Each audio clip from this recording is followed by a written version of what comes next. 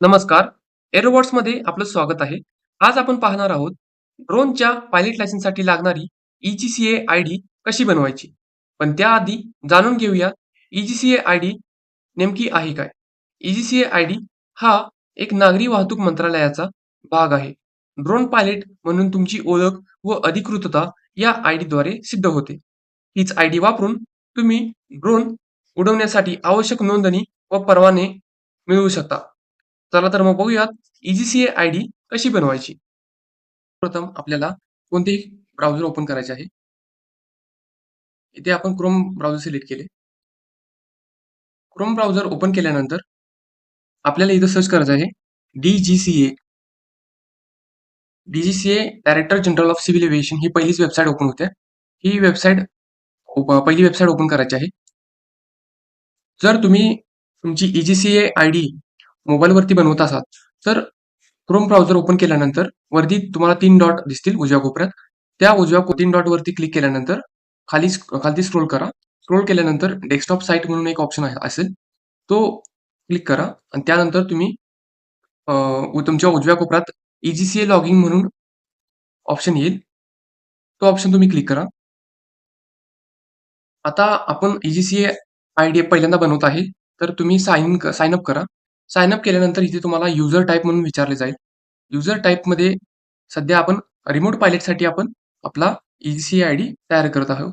तर remote pilot म्हणून option click करा आणि सबमिट करा. तर इथे रजिस्टर करण्यासाठी आपल्याला आपली पहिल्या स्टेपमध्ये आपल्याला इथे विचारले की are you an Indian national? तुम्ही भारताचे नागरिक आहात का? तर इथे येस म्हणून क्लिक करायचं आहे आपल्याला आणि प्रोसेड टू स्टेप 2 कडे जाण्यासाठी प्रोसेस करायचं आहे. स्टेप 2 मध्ये आपल्याला आपला पर्सनल डिटेल्स विचारले जातात. त्यामध्ये आपलं नाव, आपलं जेंडर आणि आपला पत्ता विचारला जातो. तर इथे आपण नाव टाकून घ्यायचं आहे. आपलं वडिलांचं नाव आणि आपलं आडनाव. हे टाकून घेतल्यानंतर आपल्याला आपलं जेंडर सिलेक्ट करायचं आहे. इथे सिलेक्ट केलेलं आहे. पुन्हा आपल्याला आपली जन्मतारीख सिलेक्ट करायची आहे. जन्मतारीख सिलेक्ट करताना वर्ष आणि जे आपलं जन्मवर्ष आहे ते आधी जन्मवर्ष सिलेक्ट करून पुन्हा महिना आणि पुन्हा तारीख. त्यानंतर खाली आपल्याला दिलंय करस्पॉन्डिंग ऍड्रेस म्हणजे आपला आत्ताचा स्थायी पत्ता. तर तुमचा आत्ताचा स्थायी पत्ता इथे टाकून घ्यायचा आहे. पहिल्यांदा तुम्हाला तुमचे राज्य सिलेक्ट करायचं आहे. ते महाराष्ट्र सिलेक्ट केले. त्यानंतर तुम्हाला तुमचा जिल्हा सिलेक्ट करायचा आहे. जिल्हा सिलेक्ट केल्यानंतर तुम्हाला तुमचा ऍड्रेस टाकायचा आहे. जसं की तुमचं गाव, कोणता तालुका येतोय, तालुका, जिल्हा दुसऱ्या कॉलममध्ये इथे टाकला तर चालेल. आणि लँडमार्क म्हणजे जवळपास शेजारी कोणती मुख्य बिल्डिंग किंवा मुख्य कार्यालय असेल तर त्याच्या जवळचा ऍड्रेस टाकायचा आहे. तर इथं आपण आपला ऍड्रेस टाकून घेऊया. ते टाकून घेतल्यानंतर खाली आपल्याला इथे पिनकोड विचारला जातो. तर तुम्ही तुमचा पिनकोड टाकून घ्या. त्यानंतर इथे परमनंट ऍड्रेस विचारतात. इथे तुमचा स्थायी पत्ता आणि इथे तुमचा कायमचा पत्ता, मूळ पत्ता. जर तुमचा स्थायी पत्ता आणि मूळ पत्ता एकच असेल तर इथे सेम ॲज करस्पॉन्डिंग ऍड्रेस इथे एक चेकबॉक्स आहे, तिथे क्लिक करा. म्हणजे वरचा सगळा डेटा खालती कॉपी होतो. नंतर प्रोसेस टू स्टेप 3. इथे प्रोसेस टू स्टेप 3 केल्यानंतर इथे आपल्याला आपले डॉक्युमेंट्स अपलोड करायचे असतात. त्याचनुसार ईमेल आयडी आणि मोबाईल नंबर व्हेरिफिकेशन करायचं असतं. तर इथं आपण आपलं आयडेंटिफिकेशन प्रूफ टाइप आपण सिलेक्ट करायचं आहे. यामध्ये आपल्याला ड्रायव्हिंग लायसन्स ऑप्शन दिलेला आहे. Passport, airport entry card, voter ID card आहे. तसेच रेशन कार्डचा ऑप्शन आहे, पॅन कार्डचा ऑप्शन आहे. मग इथे तुम्हाला जो सोयीस्कर ऑप्शन पडेल तो सिलेक्ट करा. इथे आम्ही पॅन कार्ड चूज करतोय. त्यानंतर इथे चूज फाईल म्हणून आहे. पॅन कार्डची फाईल आपल्याला चूज करायची आहे. पॅन कार्डची फाईल मॅक्सिमम 40 MB पर्यंत असावी आणि ती PDF टाईपमध्ये असावी. जर तुम्हाला डॉक्युमेंट रिसाईज करताना प्रॉब्लेम येत असेल तर वरती दिलेल्या आय बटनवरती क्लिक करा व डॉक्युमेंट रिसाईज कशी करायची ही संपूर्ण प्रोसिजर जाणून घ्या. त्यानंतर इथे आयडी प्रूफ नंबर विचारलाय, जो आपण आता पॅन कार्ड सिलेक्ट केलाय त्याचा नंबर आपल्याला टाकून घ्यायचा आहे. त्यानंतर सेकंड ऑप्शन आहे कन्फर्म आयडी प्रूफ नंबर. जो पॅन कार्डचा आयडी नंबर आपण टाकलाय, पॅन कार्ड नंबर टाकलेला आहे, तो कन्फर्म करून घ्यायचा आहे. त्यामुळे अनेकदा आपण टाकत आहे.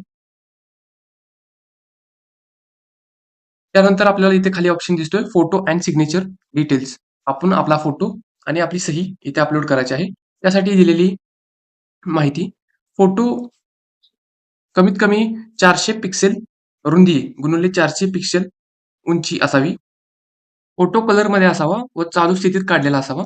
फोटो जेपीजी किंवा जेईपीजी फाईलमध्ये असावा. फोटोची मॅक्सिमम साईज 1 एमबी पर्यंत असावी किंवा त्याच्या आत असली तरी चालेल. फोटोमध्ये तुमचा फुल चेहरा दिसला पाहिजे. तुमचे डोळे उघडे दिसले पाहिजेत व चेहऱ्यावरती एक नॅचरल एक्सप्रेशन्स असावेत. तुमचा चेहरा केसांनी ढकलेला नसावा. चेहऱ्यावरती एक्स्ट्रा स्माइल नसावी. फोटोचा जो बॅकग्राऊंड आहे तो प्लेन असावा. शक्यतो व्हाईट ठेवावा. कोणत्याही प्रकारची टोपी किंवा सनग्लासेस घालू नये. जर तुम्हाला चष्मा असेल तर चष्म्यावरती जास्त प्रकाश येऊ नये. अशा प्रकारची काळजी आपल्याला घ्यायची आहे. तर इथे आपल्याला फाईल चूज करायची आहे. फाईलची साईज मॅक्सिमम 1 एमबी पर्यंत आहे आणि फोटो जेईपीजी किंवा जेपीजी फॉर्मॅटमध्ये असावा. त्यानंतर आपल्याला आपली सिग्नेचर अपलोड करायची आहे. सिग्नेचर अपलोड करताना सिग्नेचर पांढऱ्या कागदावरती काळ्या पेनाने केलेली असावी. सिग्नेचरची साईज 400 पिक्सल रुंदी गुणिले 400 पिक्सल उंची असावी आणि सिग्नेचर जे तुमची सही केलेली आहे ती कॅपिटल लेटर्समध्ये केलेली नसावी. तर आपण इथे सिग्नेचरची फाईल अपलोड केलेली आहे. त्यानंतर आपल्याला विचारलं आहे 10वीचे सर्टिफिकेट. 10वीचे सर्टिफिकेट ची फाईल 40 एमबी पेक्षा कमी असावी किंवा 40 एमबी पर्यंत असावी आणि ती पीडीएफ टाईपमध्ये असावी. तर इथे आपण सगळे डॉक्युमेंट्स एकाच ठिकाणी एकाच फोल्डरमध्ये जमा करून ठेवावे जेणेकरून अपलोड करण्यावेळी जास्त त्रास होत नाही. त्यानंतर आपल्याला परमनंट ऍड्रेस प्रूफ विचारला आहे. तर इथे passport, driving licence, ration card आणि वोटर कार्ड असे 4 ऑप्शन्स दिलेले आहेत. तर तुम्हाला जे सोयीस्कर पडेल तो तुम्ही ऑप्शन चूज करा. मी इथे रेशन कार्ड चूज केले आणि रेशन कार्डची फाईल इथे आपल्याला अपलोड करायची आहे. रेशन कार्डची फाईल आहे ती 40 एमबी पर्यंत त्याची लिमिट आहे आणि ती पीडीएफ फॉर्मॅटमध्ये असावी. फाईल अपलोड झाल्यानंतर इथे परमनंट ऍड्रेस प्रूफ नंबर विचारला आहे. आता आपण इथे परमनंट ऍड्रेस प्रूफ टाईपला आपण रेशन कार्ड जोडलेलं आहे. तर इथं आपल्याला रेशन कार्डचा 12 अंकी नंबर टाकून घ्यायचा आहे. त्यानंतर इथे आपल्याला ऑप्शन आहे लॉगिन डिटेल्स म्हणून. लॉगिन डिटेल्समध्ये आपल्याला इथं आपला पासवर्ड क्रिएट करायचा आहे. तर पासवर्ड क्रिएट करत असताना पासवर्डमध्ये एक कॅपिटल लेटर असावं, एक नंबर असावा व एक स्पेशल कॅरेक्टर असावे जसं की $, पर्सेंटेज असा सिम्बॉल असावा आणि ह्या दिलेल्या सिम्बॉल्सपैकी त्याच्या व्यतिरिक्त दुसरा कोणता सिम्बॉल नसावा. तर इथे आपण आपल्याला पासवर्ड सेट करायचा आहे. पासवर्ड आपला कमीत कमी 10 अंकी असावा. त्यानंतर तोच पासवर्ड अनेकदा टाकून घ्यायचा आहे कन्फर्म करण्यासाठी. त्यानंतर इथे आपल्याला ईमेल आयडी व मोबाईल नंबर व्हॅलिडेशनसाठी ऑप्शन दिलेला आहे. तर इथे आपल्याला ईमेल आयडी टाकून आपली घ्यायची आहे.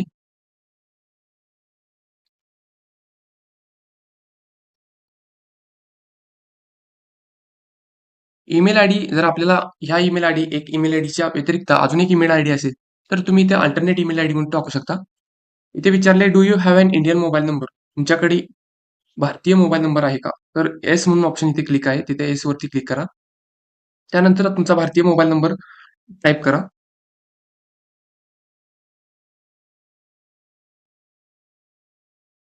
तुमच्याकडे जर दुसरा अल्टरनेट मोबाईल नंबर असेल तर तो इथे टाइप करू शकता. त्यानंतर आपल्याला इथे कोड दिलेला आहे. तो कोड टाकून घ्यायचा आहे. कोड टाकल्यानंतर इथे रिसीव्ह ओटीपी म्हणून ऑप्शन आहे. त्याच्यावरती क्लिक करा. आता इथे आपल्याला आपल्या मोबाईल नंबरवरती व ईमेल आयडी वरती एक कोड आलेला आहे. तो कोड आपल्याला आपण टाकून घ्यायचा आहे.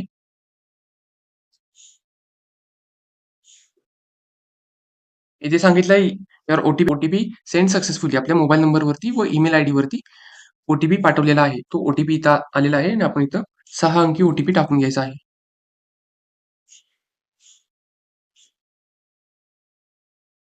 ओटीपी टाकून घेतल्यानंतर इथे हा वरती दिलेला कोड आहे तो टाकायचा आहे.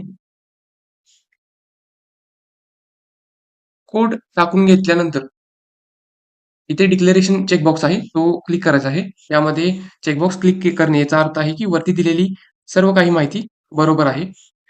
सर्व डॉक्युमेंट्स अपलोड केलेले चेक केल्यानंतर खालती आपल्याला सबमिट ऍप्लिकेशन वरती क्लिक करायचं आहे. इथे आपले ऍप्लिकेशन सबमिट होते व आपल्याला आपला EGCA आय डी नंबर भेटतो. अशा प्रकारे आपली EGCA I D registration process पूर्ण झाली आहे. अशाच ड्रोन संदर्भात संपूर्ण माहितीसाठी एरोबॉट्स अनमॅन टेक्नॉलॉजीज या YouTube चॅनलला लाईक, शेअर व चॅनलला सबस्क्राईब करायला विसरू नका. धन्यवाद.